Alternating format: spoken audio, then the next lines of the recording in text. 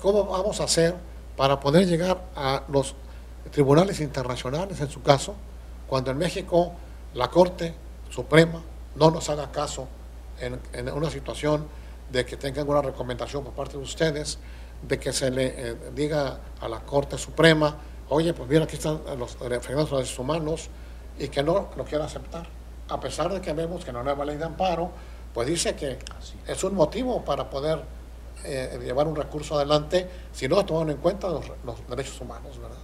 ¿Qué opinas al respecto para poder llegar a esas cortes internacionales? Claro, bueno, en principio comparto su idea respecto al ombudsman. Creo que también esa, como lo decía ahorita, del derecho es una materia evolutiva. Hoy en día creo que no solo los derechos humanos están en boca de todos, sino que la connotación y la interpretación que se ha dado sobre los mismos empieza a ser mucho más correcta, idónea incluso. Ombudsman no es otra cosa que un vocablo de origen sueco, nace con la constitución de ese país por allá del año 1809 y no significa más que el defensor del pueblo. En este caso, la Procuraduría de la Defensa del Contribuyente nace como el ombudsman fiscal del Estado mexicano. Sí. Partiendo de esa base, ¿no? Es muy interesante lo que usted comenta. Creo que la idea, a pesar de ser un organismo público especializado en protección de derechos en materia impositiva, tributaria o contributiva, ¿no? Hay que partir desde una óptica de protección de derechos fundamentales, una óptica de protección de derechos humanos y llevarlo hacia la práctica fiscal.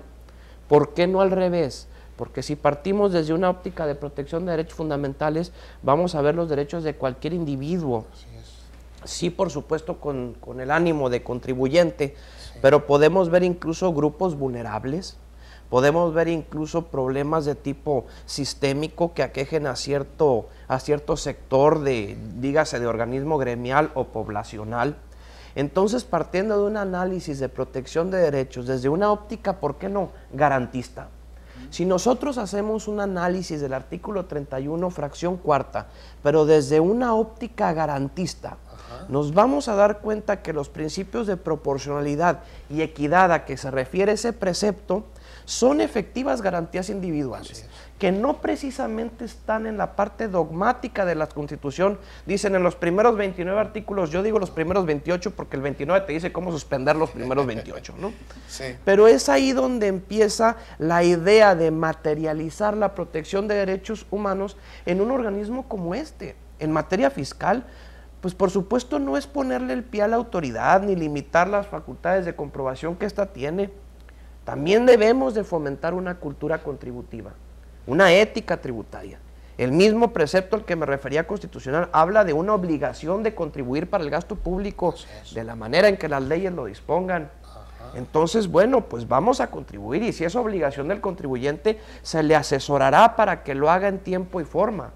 Es decir, no venimos a planear estratégicamente las cuestiones fiscales del contribuyente, sino a orientarlo en cuanto a sus derechos y sus obligaciones. Si ya el caso llega hasta sus últimas instancias, la Procuraduría de la Defensa del Contribuyente, les decía, y para respaldar mi tesis, que es un organismo único en su tipo, tiene bastantes atribuciones. 3 de ellas creo que son las medulares.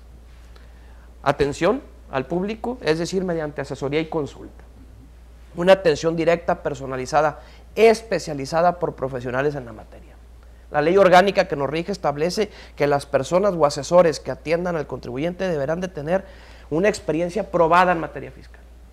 La parte de quejas, que es donde radica el ombudsman, donde a través de procedimientos de investigación exhaustivos directamente por parte de la Procuraduría se pueden acreditar violaciones a derechos fundamentales cuando así sucedan, con la finalidad de emitir una recomendación pública no vinculatoria a las autoridades para resarcir esos derechos. Y la parte de representación legal, que es una de las que más me gusta. Si el crédito fiscal no excede 30 veces el salario mínimo elevado al año, estamos hablando que al día de hoy es de 682,513 pesos, el monto histórico pues del crédito, podemos representarlo jurídicamente, es decir, fungir como abogado patrono. Desde la interposición de recursos administrativos ante las autoridades fiscales, como el SAT, u organismos fiscales autónomos, IMSS, Infonavit, hasta la propia CONAGUA, hasta la interposición de un juicio contencioso administrativo o de nulidad ante el Tribunal Federal de Justicia Fiscal y Administrativa, incluso llegar hasta sus últimas consecuencias, que es la vía del amparo. Y ahí me detengo un poco. El amparo es, pues desde un punto de vista muy particular, ¿no? Viéndome a la estructura general del derecho, creo que esa es la verdadera garantía individual que tiene nuestra Constitución. ¿Por qué? Porque por la vía jurisdiccional resarce esos derechos. Exacto. No dejando de lado los medios de control constitucional no jurisdiccionales, que somos nosotros, la PRODECON, por ejemplo. Sí, sí. Pero a través del amparo tú puedes llegar a resarcir esos derechos. Y es precisamente para que no se vulneren derechos fundamentales. De verdad creo que aquí en el país se tienen los medios idóneos para que no se violenten derechos fundamentales. Por la vía jurisdiccional y por la no jurisdiccional. Pero si llegamos hasta sus últimas consecuencias, ¿por qué no? Corte Interamericana de Derechos Humanos, la misma Comisión Interamericana de Derechos Humanos, ¿no? Que ahí se ven asuntos más de convencionalidad por cuanto a derecho internacional se refiere, pero a los que México ha sido parte en cuanto a tratados internacionales, ¿no? Y ahorita que hablas precisamente de tratados internacionales, platícanos un poco de la importancia que ha tenido esta modificación de mediados del año anterior con relación a esta parte dogmática, este artículo número 1, que da fe pues a este principio pro hombre de derechos fundamentales, derechos humanos, y también ese respeto. Estamos en un mundo altamente globalizado, con tratados internacionales, con acuerdos multinacionales, en donde vemos esa convergencia de situaciones que tienen que ver más en pro del humano, de la persona, de la sociedad, de la familia, de la estructura, de la empresa. Entonces, esa fuerza que ha tenido precisamente esta modificación del artículo 1 de esta parte dogmática, con relación a esta primera Procuraduría de la Defensa del Contribuyente, que bueno, se ubica aquí en nuestro estado y que tiene una circunscripción del noroeste. ¿Cómo viene a dar precisamente esa fuerza a los fundamentos del ser humano? Mira, en principio creo, desde un punto de vista muy particular, que la reforma constitucional en materia de derechos humanos ocurrida el año pasado viene a revolucionar, y si me lo permiten, todo el sistema jurídico nacional, todo el orden jurídico nacional. Particularmente sí, me detengo y comparto tu idea en ese artículo primero. Aludo a una observación que nos ha hecho puntual y tajantemente la procuradora Diana Bernal, nuestra procuradora a nivel nacional. Sí. Hay que procurar reivindicar a los pagadores de impuestos. Es decir, no solo conocerlos, sino reconocerles esa capacidad contributiva y esa calidad moral que tienen para contribuir con su país. Eso va a colación que entonces hay que proteger sus derechos de la manera en que más los pueda satisfacer. El principio pro persona viene a ser parte de esa revolución de las que le hablo del orden jurídico nacional. ¿Por qué? Porque de hoy en adelante ya existe un control difuso o control de convencionalidad, donde todas las normas o cualquier autoridad, entiéndase incluso jurisdiccionales, no solo administrativas, deberán interpretar las normas de la forma en que más se beneficie al individuo, en este caso al contribuyente, o las que menos lo perjudiquen. Entonces con eso se refuerza el dicho de hace unos momentos de que hay que partir desde una óptica protectora de derechos fundamentales y llevarlo a la práctica fiscal como rama del derecho público. Que es el derecho público, no es otra rama del derecho más que la que atiende asuntos entre el Estado y los particulares. Y el Estado no solo es verlo como autoridad, es verlo como territorio, población, gobierno y orden jurídico. A ese orden jurídico es al que me refiero, creo que el principio pro persona, y no solo eso, sino los principios de proporcionalidad, de equidad, de universalidad, etcétera, etcétera, a los que se refiere la propia Constitución, pues deben de estar en ese sentido. Hay que interpretar las normas entonces de la forma en que más se beneficie a este pagador de impuestos del que hablamos.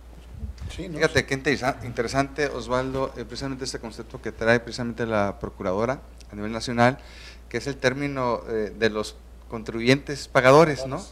En donde se le dé realmente esa justicia que jamás ha tenido, dejar de tener ese miedo, ese temor, el amedrentamiento que también ejerce la autoridad, ¿no? La autoridad administrativa siempre, desde las mismas reformas fiscales, que viene más para los mismos contribuyentes que ya son sujetos, que ya están cansados, que ya tienen un hastío, un cansancio ya acumulado, y pues bueno, en pro de todo esto tenemos ya una figura con domicilio ya físicamente ya en unas cuantas semanas, Iván.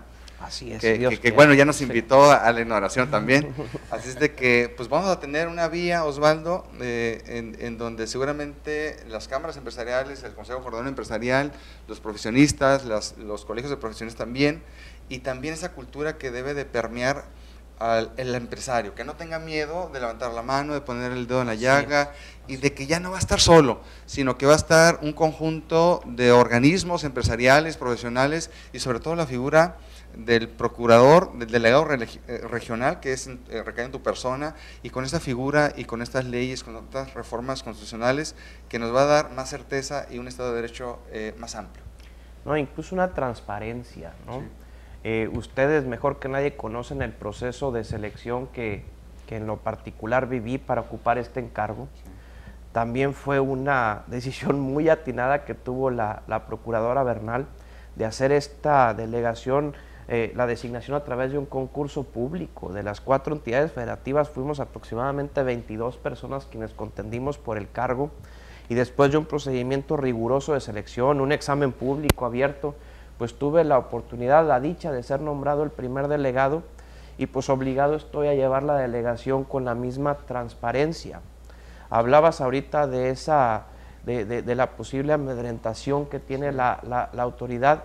Entendemos, de verdad entendemos la gran carga administrativa que tiene el Servicio de Administración Tributaria y los organismos fiscales autónomos para recaudar impuestos. No es fácil cumplir con ese gasto público en beneficio de todos. Lo que procuramos es que un acto de autoridad no se convierta en un acto autoritario.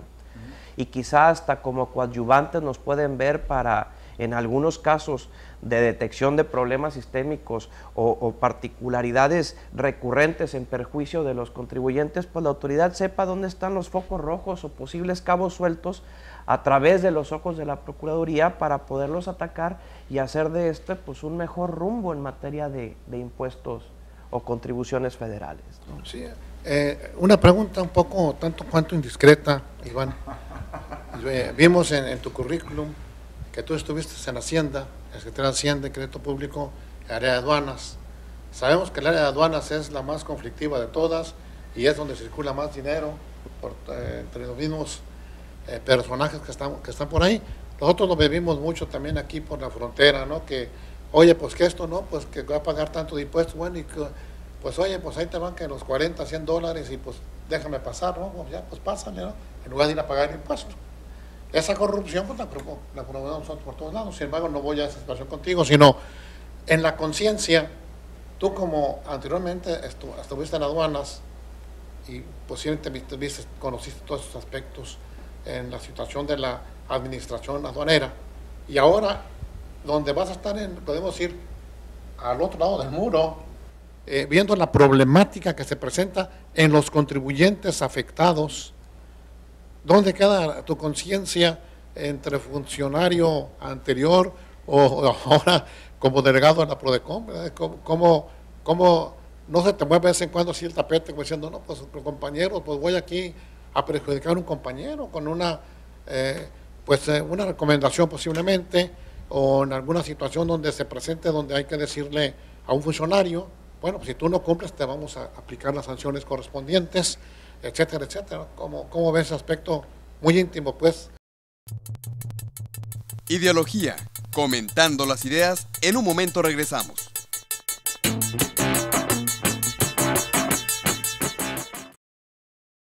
El Centro de Altos Estudios Tributarios tiene el honor de invitar a todos los contadores, abogados, empresarios y público en general a su especialidad en Alta Planeación Fiscal 2012-2013, con los mejores expositores en materia fiscal. Iniciamos en julio con duración de 17 meses. Para mayores informes, comunicarse al 582-6060 o enviar un correo a snicero.st@hotmail.com.